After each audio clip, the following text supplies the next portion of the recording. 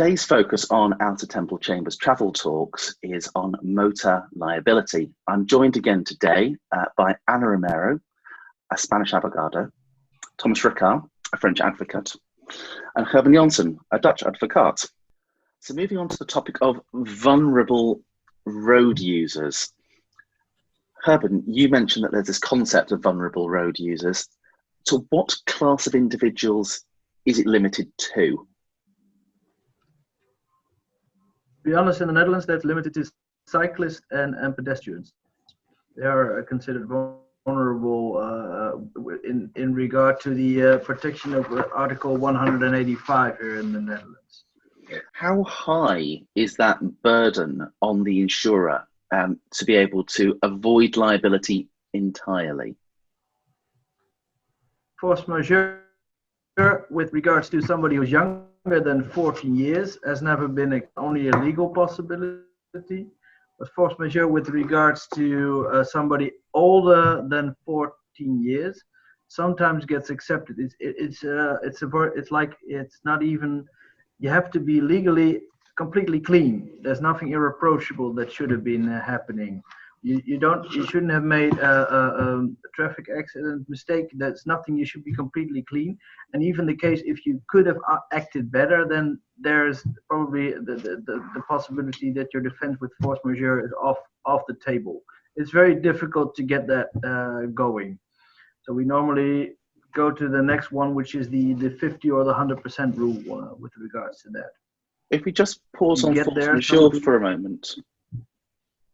Would an example be a car driving within the speed limits, somebody who's not tired, not somebody who's unwell, but somebody just literally just walks out into their path and sustains an injury and there's nothing they could have done? Would that meet that threshold? This is a nice example of something when that happened. A pedestrian walking on a dark road on a rainy day wearing mostly dark colored clothes. And that could be the case, but it still depends really on the facts of the case. It's very difficult to get it.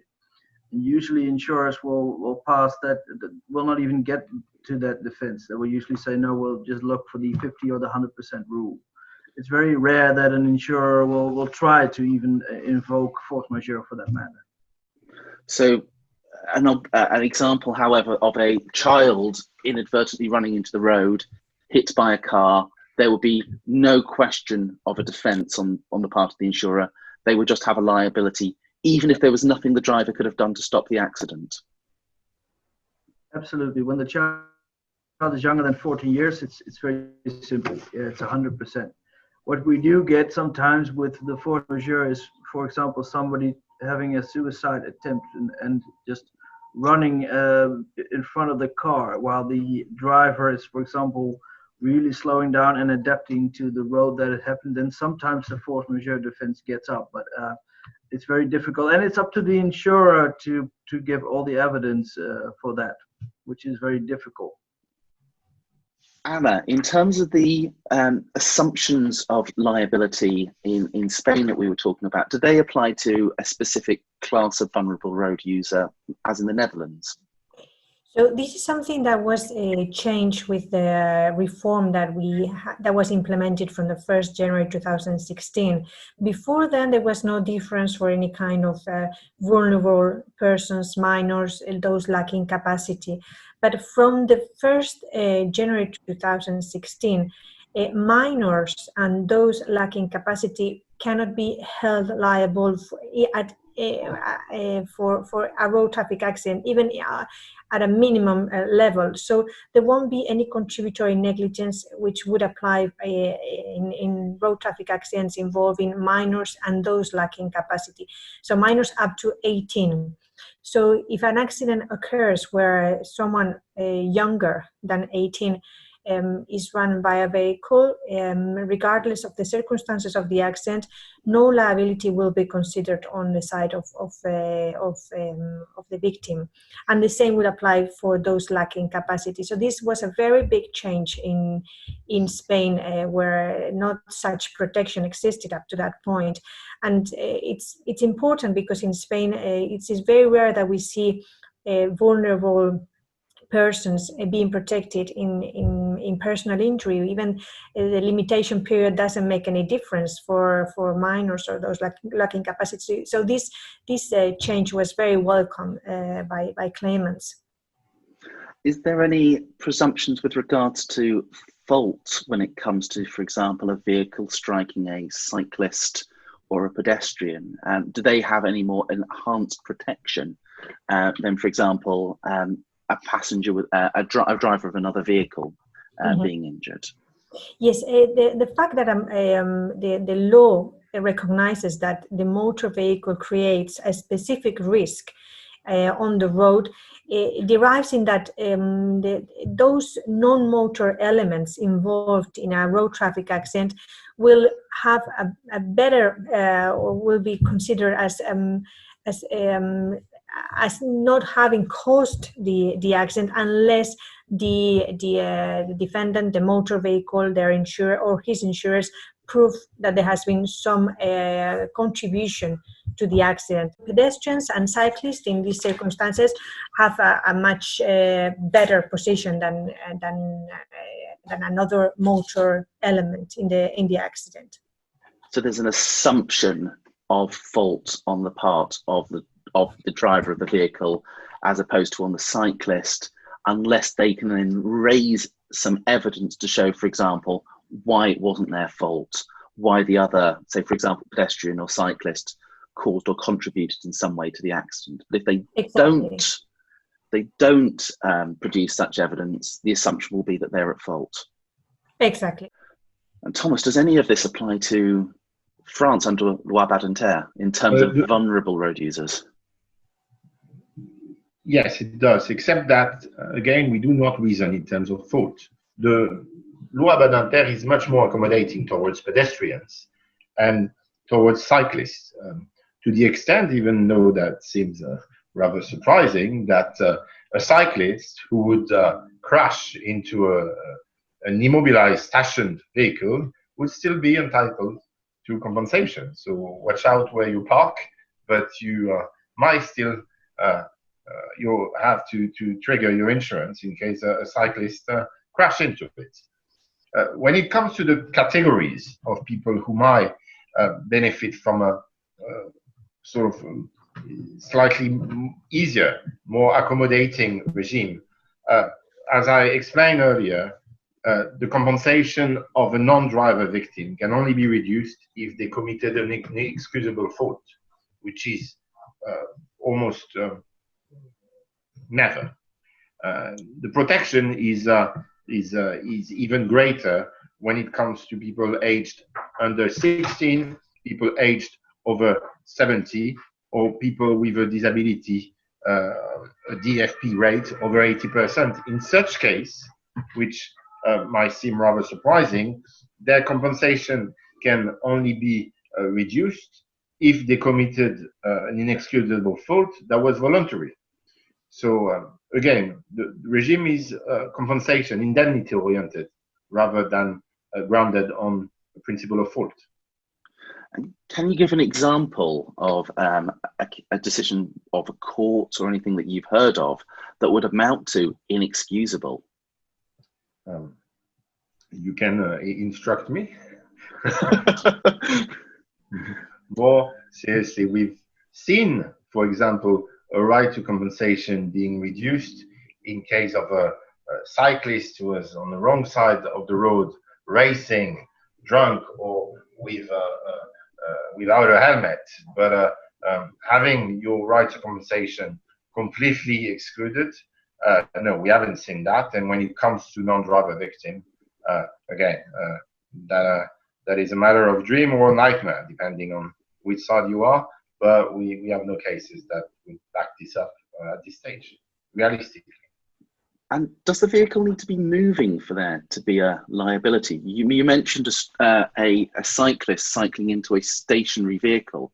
Could that possibly lead to liability in the French law? Now, would lead to liability because, again, the Badinter law is oriented towards compensation. So we've seen cases where a vehicle would be properly parked and properly stationed. A cyclist would crash into it, and still the cyclist might be entitled to compensation based on the insurance cover that would be mandatory according to the Badinter law. And if there is ever a case of inexcusable faults for the compensation to be reduced down, are there any principles as to how that should be reduced? For example, not wearing a cycle helmet or the like. It would all be based on case law, and the judge would conduct an in concreto approach to assess this in the best possible way. They would look at a set of factors, the way whether the car was properly maintained, whether the motorcycle was properly maintained, whether there was a violation of the Road Traffic Act, whether the person was under the influence or not. And depending on that, they would look at the case law and follow a very, very, very pragmatic approach to decide the percentage of reduction of their right to compensation. Anna, from a country that also hosts one of the grand classics of cycling, if somebody cycled into a stationary vehicle in Spain that was appropriately parked, could there ever be any liability there that you would imagine? Well, if the vehicle was not in use, if it was parked or stopped or stationary at the moment, it is unlikely that the judge will conclude that there has been any liability on the side of the motor vehicle. In other circumstances, if the motor vehicle is involved and is in movement and there's a cyclist, it is more likely than not than the judge will reach a decision where he will recognize some kind of liability on the side of the motor vehicle, at least on a minimum way, because the law always reflects the fact that the motor vehicle presents a risk that doesn't present a non-motor vehicle. So this will be acknowledged in these kind of accidents. And turning to the contribution or the way this would be assessed, there are some specific legal mentions as to not wearing a helmet or not wearing a seatbelt, which will amount to 25% reduction on the damages. But it is also circumstances outside the accident itself that can lead to reduction on the damages. So, and again, this is linked to the medical treatment, because the law establishes an obligation on the side of the victim to mitigate the damage caused. So, the damage suffered. So if there is no such medical treatment or appropriate medical treatment in place, or continuity in the medical treatment intended to heal the injuries, that may also result in some in the judge considering that there has been some contribution on the side of the victim to the damage caused or the damage suffered. So in the case of the helmet and not wearing a seatbelt, would the judge need to be satisfied that the failure to wear a seatbelt increased the injury or exposed the person to injury, where if they had been wearing the seatbelt or had been wearing the helmet, they wouldn't have done? Is there that aspect of causation considered as well by the courts? Yes, there has to be that causation link, in the sense that lack of action on the side of the victim in not taking appropriate measures, protective measures, by not wearing a seatbelt or not wearing a helmet, needs to have led to the injury. So the two need to be related. And with regards to the failure to, for example, accept medical treatment or pursue medical treatment, is that approach taken by the Spanish courts on a percentage approach as well? Yes, it's taken it could lead to a reduction on a percentage basis, and it could even lead, when the victim has not received any medical treatment at all or has not followed the guidance of the doctors, it could even lead to exclusive fault for the results of the injury. So the medical treatment and complying with the medical guidance and continue having a continuous medical treatment is very important, both in terms of causation, but also in terms of avoiding any contributory negligence arguments.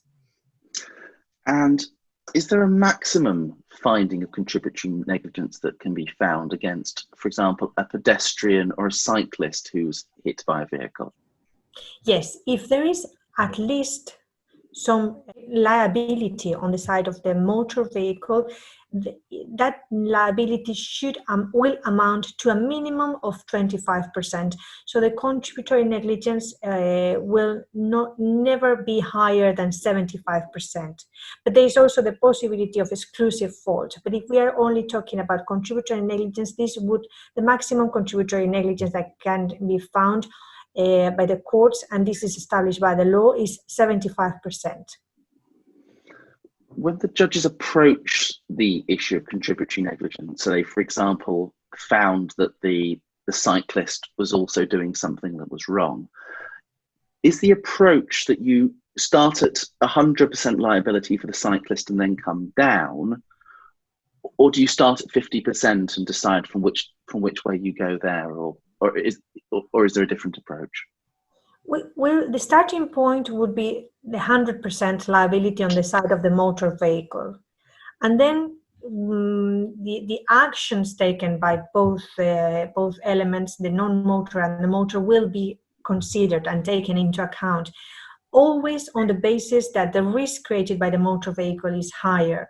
So the diligence of the driver of the motor vehicle has to be higher than the one of the cyclist. But the departing point will always be the full liability of the motor element in the accident, and from that point, this, in attendance to the circumstances of the accident and the actions taken by the non-motor vehicle, may be diminished, or there may be an element of contributory negligence that will be taken into account.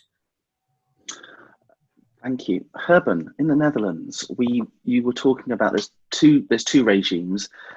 There's the regime when there's collisions between vehicles, and there's the regime which involves vehicles and vulnerable road users. Looking at the vulnerable road users position to start off with, is there any situation where the insurer can reduce the amount of compensation that will be paid to, for example, the injured cyclist? Under 14, that will be very, very difficult to have that lower than 100%. But if they're older than 14, then they look at the cause of causation, who has contributed the most to causing the accident, and then they have the correction for reasonableness. And if you, for example, come to 57.25, for example, 75 own fault, then you would still get the 50%, because it's a threshold, to be honest. So that is an advantage to the vulnerable victims, to be honest. So they still get extra protection for that. That kind of protection legally is not there when it's an accident with regards to motor vehicle.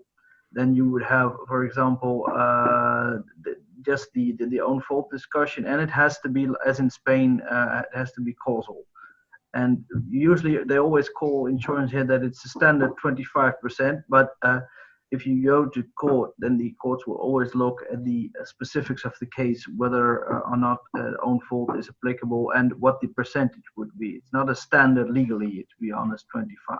Insurance often to say that it is a standard 25, but in reality, in court, they look at all the circumstances of the case. We don't have an obligation here in the Netherlands to wear a helmet during cycling. So it's not going to cause an own fault discussion here. But we have a lot of better infrastructure here for the cyclists, so we don't have that many cycle accidents with regards to the helmet. But is there an equivalent with regards to wearing a safety harness? If, for example, it could be established that the person would have sustained less injury had they been wearing a harness? Yeah, that's just about the same. It has to be causal. You're not wearing the safety harness must have caused or contributed to the more injuries or the severity of the injuries. One of the cases we have here in the Netherlands with regards to own fault, if you step into somebody who's driving and you become a passenger in the car, knowing that the driver of the car had been drinking too much, then you could also get an own fault in that case as well. But the burden of proof is, in a normal case with motor vehicle, always on the insurer, who is held liable. In the UK, the insurance industry is often trying to push back against the volume of motor cases that are being brought, the level of compensation that is being paid out to both the injured party and, of course, the costs that they pay out to solicitors. Is there any pushback in the Netherlands from the insurers against this principle of almost assumed liability on their part when a motorist injures a pedestrian or a cyclist? Not really, to be honest. The case law is already quite old, and the insurers know that this is the case, and they can adjust their premiums that have to be paid on that. So there's not a lot of pushback. Sometimes they try to, sometimes more force majeure or more discussion about the who has caused the accident. But in general, it's accepted as a rule of law, although it is a case law. But to be honest, we are with the 14 years quite low, as I understand that in France and Spain it's 16 and 18.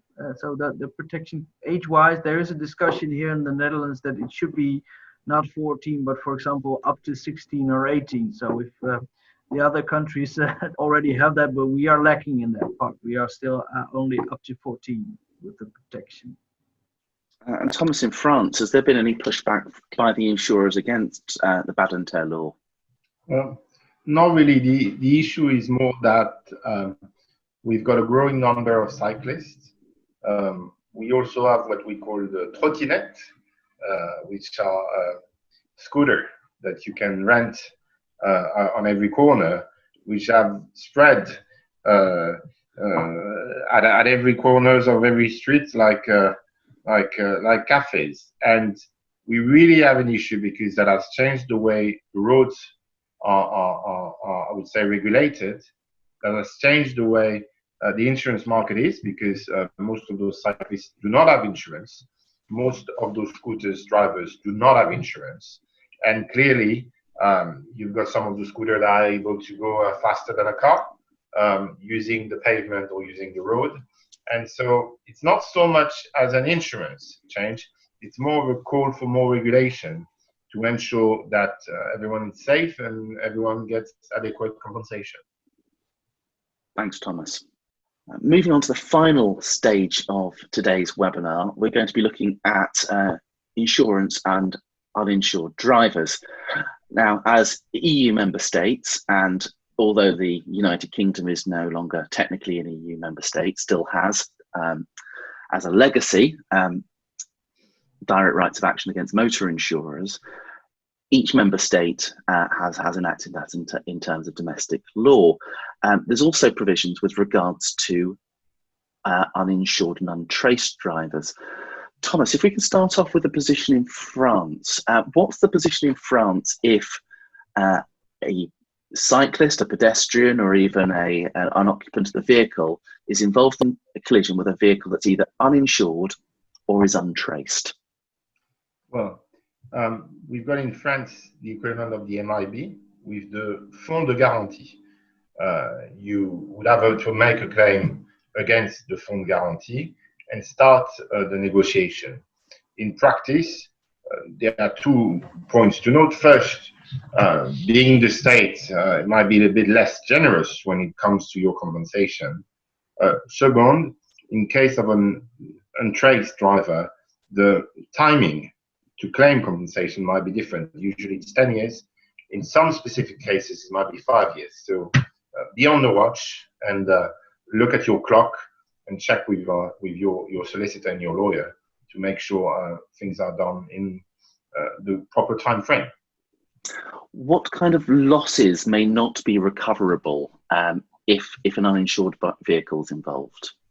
The same losses are recoverable. The issue would be that in the negotiation process, obviously the type of scales used, and it's something that is that derives from case law, might be slightly less generous than when you're dealing with an insurance company, for example.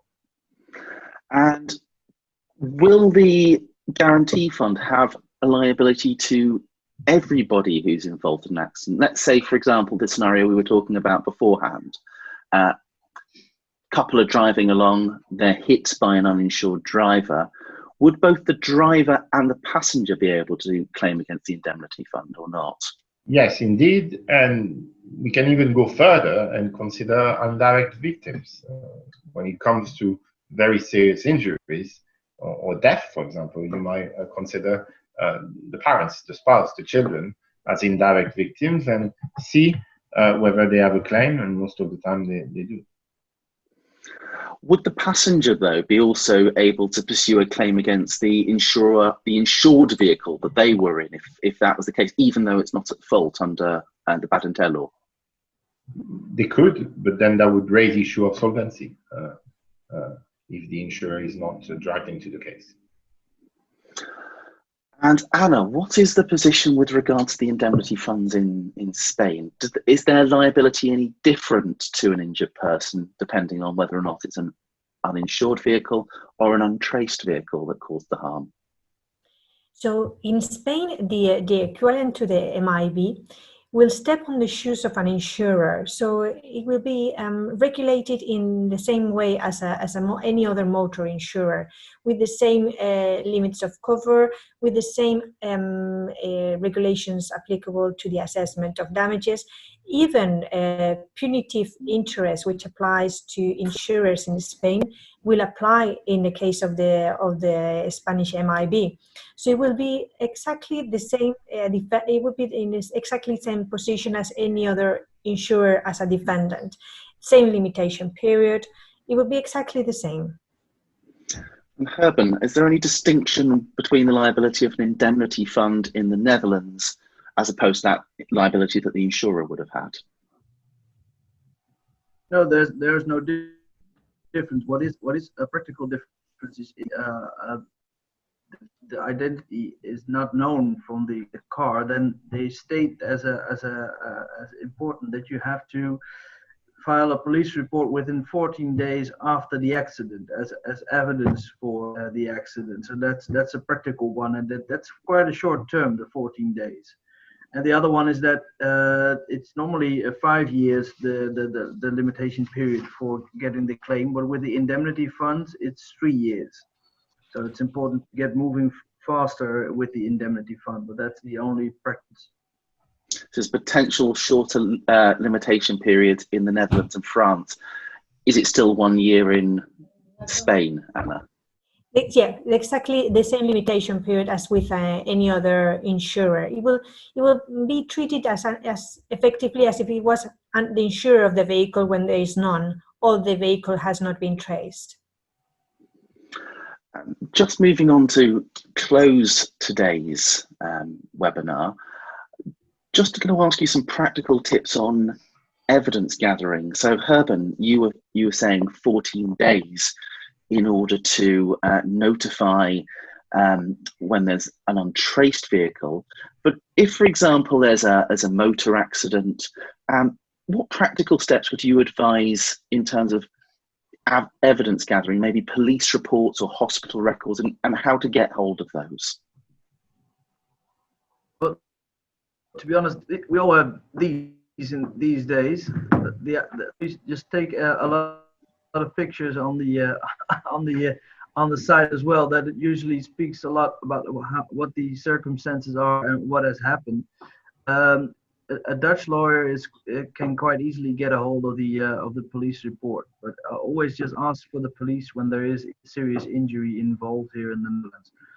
They're not likely to show up anymore, but if getting less and less difficult to get them. But if real serious injury is involved, please call the police here, and they are eventually obliged to show up, and then we can just ask the police for the report, which we get quite easily because we have a national system here in the Netherlands. and write down the witnesses. And normally, when you are here in the Netherlands in the hospital, they always give you, and they even do that in English, a summary of your treatments here in the Netherlands, so to take home back to the UK. So that's a positive thing, well, so that you can get moving there. And another thing is that we'll just try to collect what you can locally and write down any witnesses. Most practical thing, but I get the countries. And is there a formal way of getting records from the police or getting medical records from the hospital? And is that something that you would be able to assist with? Yes, it's very easy to get a report from the police. All I need is the license plate and the birth date of the victim and the community where it happened, the place. Because I signed a confidential agreement with the police, so that it's a Dutch national system, which I can just easily file my claim, and if it's there, I have it within 5 minutes. So that's very practical, to be honest, and it's very easy to get the report, and which saves a lot of time. It used to be every local police station, but they've done a very good job at doing IT work with the police. Anna, with regards to Spain, there's often language difficulties when, for example, a British person is involved in an accident. And I think sometimes there's maybe a skepticism that a police officer is really listening to them and maybe siding with somebody who's local who might be involved in an accident. What do you think are the best ways of investigating the accident circumstances when sometimes British tourists and sometimes English solicitors have those concerns? Yes, it's true that sometimes we see that the language barrier at the moment when the accident occurs is a big gap creates great difficulties because the witness statements are not taken correctly, and the police, as a consequence, reaches conclusions that may not reflect the reality of that accident. What would be very important would be to get hold of such police report as soon as possible, because there may be a possibility of if the case is still ongoing, there may be a possibility of amending this or asking for further statements to be taken. So if the police report is there's no way to amend it, it would be advisable to get a reconstruction report from an accident reconstruction expert who can reach maybe different conclusions as the ones that are reflected in the police report, because the police report at the end of the day is a piece of evidence as any other. The conclusions of the police won't be the only ones to decide how the accident occurred. So if we can gather other evidence, such as accident reconstruction reports, expert witness evidence, or anything that can lead to shedding more light on the accident, that could be very helpful. And for example, in the cases of untraced vehicles, when there is a motor accident and the car flees the scene of the accident, getting hold of the medical records would be very important, because often this would reflect that actually the victim was taken to hospital with injuries consistent with a road traffic accident. So that would be a very important piece of evidence to actually prove that the injuries were the injuries resulted from a collision with a motor vehicle. And Thomas, any top tips for evidence gathering in France? Well, make sure you've got pictures, make sure you've got statements, contact the police if needed. You have to know that in France, the insurance company have access to some of the police reports in case of an RTA. So on both sides should have equal access to those documents. That is important. Lastly, remember that contrary to England, in France, we are driving on the right side of the road. Always something that you need to take into consideration on what side of the road you need to be on, and what way will you go around roundabouts when you find them as well. I've been there. The right one. Yes, go the right way. Wonderful. Thank you all once again. It's been very interesting, and thank you very much.